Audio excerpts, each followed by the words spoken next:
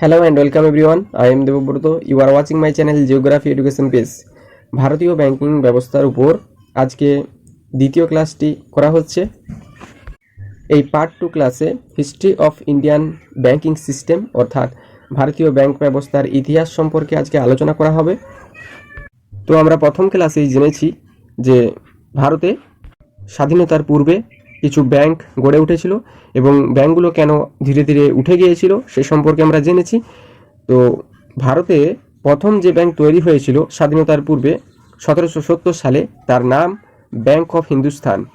এই ব্যাংকটা ভারতে তৈরি হলেও ইন্ডিয়ানদের কোনো কন্ট্রিবিউশন ছিল না, কারণ এই ব্যাংকটি তৈরি করেছিল ইউরোপীয় এক কোম্পানি যার নাম আলেকজান্ডার অ্যান্ড কোম্পানি। এই ব্যাংকের সমস্ত শেয়ার হোল্ডার বিদেশিরাই ছিল।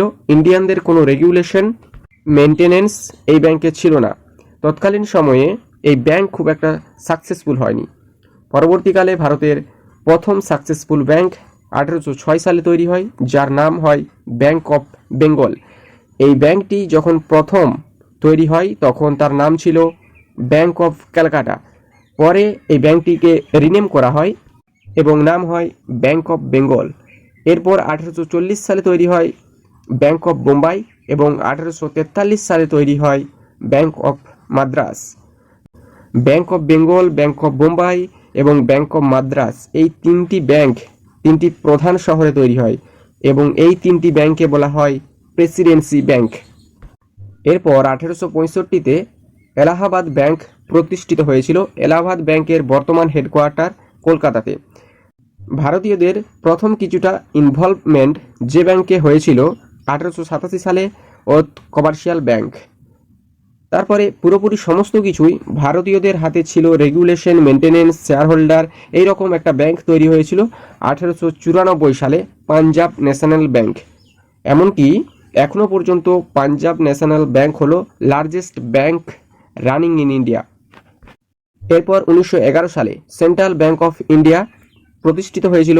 এটি ছিল পুরোপুরি ইন্ডিয়ান ব্যাংক।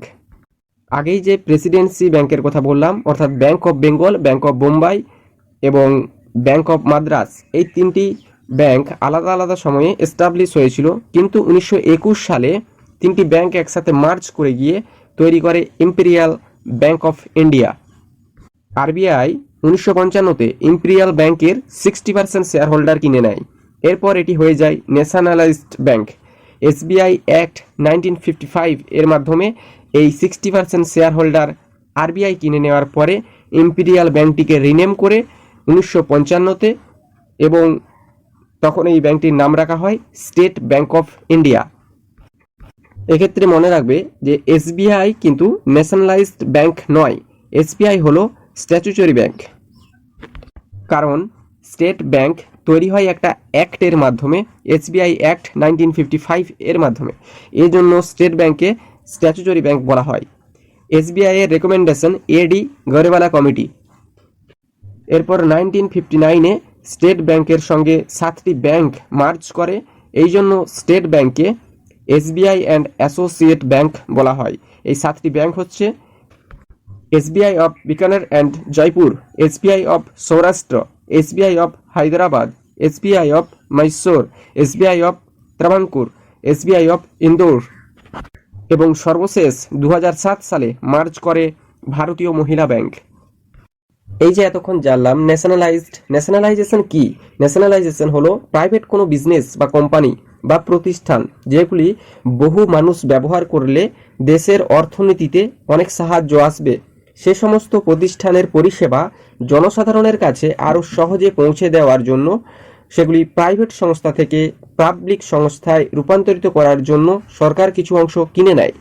যখন সরকার ওই সংস্থার 50%-এর বেশি অংশ কিনে নেয় তখন সেটি ন্যাশনালাইজ হয়ে যায়। আর সংস্থাটি ন্যাশনালাইজেশন হয়ে যাওয়া মানে ওই কোম্পানির বাকি সমস্ত ডিসিশন বা রেগুলেশন গভর্নমেন্টের ডিসিশন অনুযায়ী চলবে। ব্যাংকের ক্ষেত্রেও ঠিক এই রকমই হয়েছিল।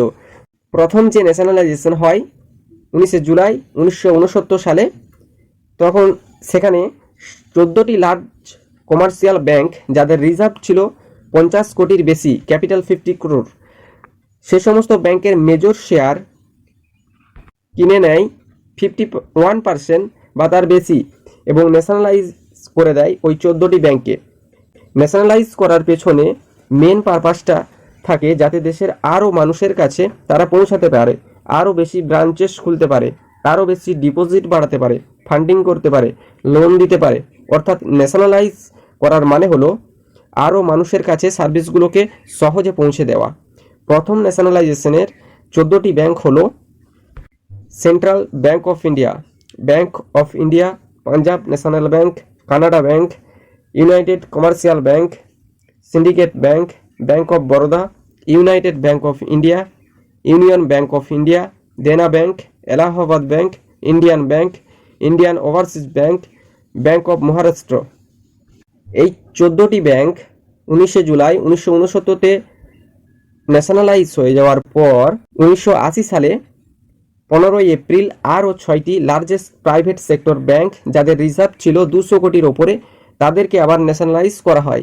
সেই 6টি ব্যাংক হচ্ছে অন্ধ্র ব্যাংক, পাঞ্জাব এবং Sind Bank, New Bank of India, Vijaya Bank, Corporation Bank, Oriental Bank of commerce.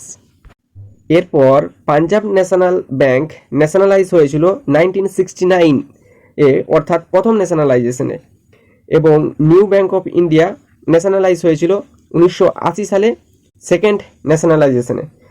কিন্তু এই নিউ ব্যাংক অফ ইন্ডিয়া পরে 1993 সালে পাঞ্জাব ন্যাশনাল ব্যাংকের সাথে মার্জ করে যায়, অর্থাৎ টোটাল 19টি ন্যাশনালাইজড ব্যাংক হয়ে দাঁড়ায়। তো আজকের ভিডিওটা এই পর্যন্তই। নেক্সট ভিডিওতে ব্যাংকিং সিস্টেম ইন ইন্ডিয়া সম্পর্কে আলোচনা করা হবে। Private sector bank, public sector bank, foreign bank, regional rural bank, schedule bank, unschedule bank, এই সমস্ত বিষয় নিয়ে আলোচনা করা হবে।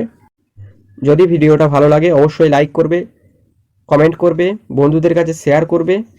যদি এখনও চ্যানেলটা সাবস্ক্রাইব না করে থাকো অবশ্যই চ্যানেলটাকে সাবস্ক্রাইব করে পাশে বেল আইকনটা প্রেস করে দেবে।